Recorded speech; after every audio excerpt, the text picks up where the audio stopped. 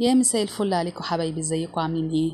انا امنيه سامي. لسه اول مره يشوفني ما ينساش يعمل لايك وسبسكرايب عشان يوصلوا كل جديد. وصفتنا للنهارده هو طاجن الباميه. النهارده هنعمله بلحمه عاديه. طبعا احنا العيد داخل علينا والناس بتحب طاجن الباميه باللحمه الضاني. كل اللي هقوله لكم ان انتوا تستبدلوا اللحمه العاديه باللحمه الضاني وتمشوا بنفس الوصفه بالظبط. طبعا ناس كتير بتحب تعمل طاجن الباميه اللحمه تنزل تستوي مع الباميه مع كله في الفرن، بس انا هنا كنت محتاجه للشوربه فسلقت اللحمه عادي، وهتشوفوا الخطوات بقى اللي انا مشيت بيها بالظبط. والباميه ناس كتير جدا بتحب برضه اكلها بالرز، احنا عندنا بياكلوها بالعيش فبتبقى اطعم واجمل بالعيش يعني. لو انتوا حابين بتعملوا جنبها شويه رز. يلا معايا عشان نشوف الطريقه بالتفصيل.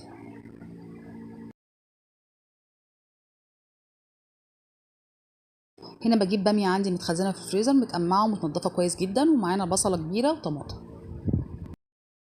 هنا بحط معلقه زبده كبيره او سمنه. في هنا تريكه، لو انتوا ما عندكوش لحمه ضاني وبتحبوها جدا باللحمه الضاني ممكن تبشروا شويه ليا في المرحله دي.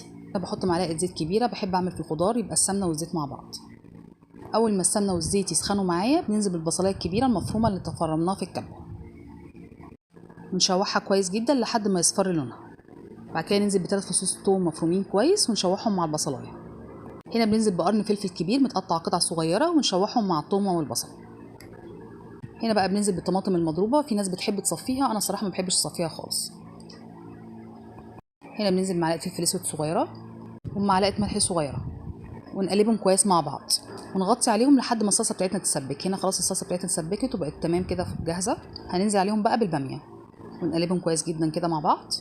هنا في المرحله دي بننزل تاني بفصين توم صغيرين ويكونوا مهروسين برده مش قطع يعني، ونقلبهم كويس جدا مع الباميه. هنا كنت سلقت اللحمه، بنزل بقى بحوالي 4 كوبايات شوربه من اللحمه اللي انا سلقتها. زي ما انا قلت لكم، عايزينها باللحمه الضاني ممكن تحطوا لحمه ضاني مكانها، ما عندكوش لحمه ضاني ممكن تحطوا بشر ليا، ما عندكوش لحمه تماما بتحطوا بشر ليا بحيث تحسسكم بطعم اللحمه، لان الباميه اصلا من الحاجات الحلوه جدا اللي ممكن تتاكل من غير لحمه ولا فراخ، تبقى تحفه يعني.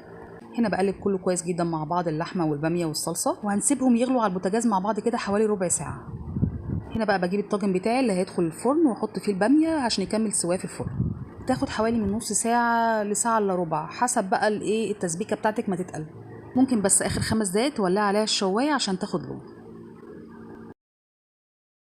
طبعا هنا ما تحلاش طاجن الباميه الا لما يكون جنبه بتنجان مخلل وليمون. بتنجان المخلل اللي نزلت لكم طريقته برده شورتس قبل كده، خشوا شوفوا طريقته بجد يا جماعه تحفه. هنا كان الطاجن خلص وبطلعه لكم من الفرن اهو، هتلاقوا الصوص بيبقبق لسه طالع من الفرن طازه، وزي ما انتم شايفين كده اخدت الباميه لون كده من فوق، فتحت عليها الشوايه 5 دقايق كده. دي طريقه للباميه لو انتوا عايزين تسلقوا اللحمه وتاخدوا منها شوربتها. هنزل لكم ان شاء الله مره تانية طريقه للباميه واللحمه ني في ني وكله في الفرن مره واحده. زي ما قلت لكم في اول الفيديو احنا بنحبها جدا بالعيش ونعصر عليها ليمون، انتوا عايزين جنبها رز بتعملوا جنبها شويه رز بالشعريه او رز حبه وحبه. وبكده تكون وصفتنا النهارده خلصت، ولو عجبتكم ما تنسوش تعملوا لايك لان ده بيفرق معايا كتير وبيشجعني ان انزل لكم فيديوهات كتير. وما تنسوش السبسكرايب عشان يوصلكم كل جديد مني. ويا رب يكون الفيديو عجبكم، واستنوني ان شاء الله المره الجايه في اكله جديده ووصفه جديده. سلام.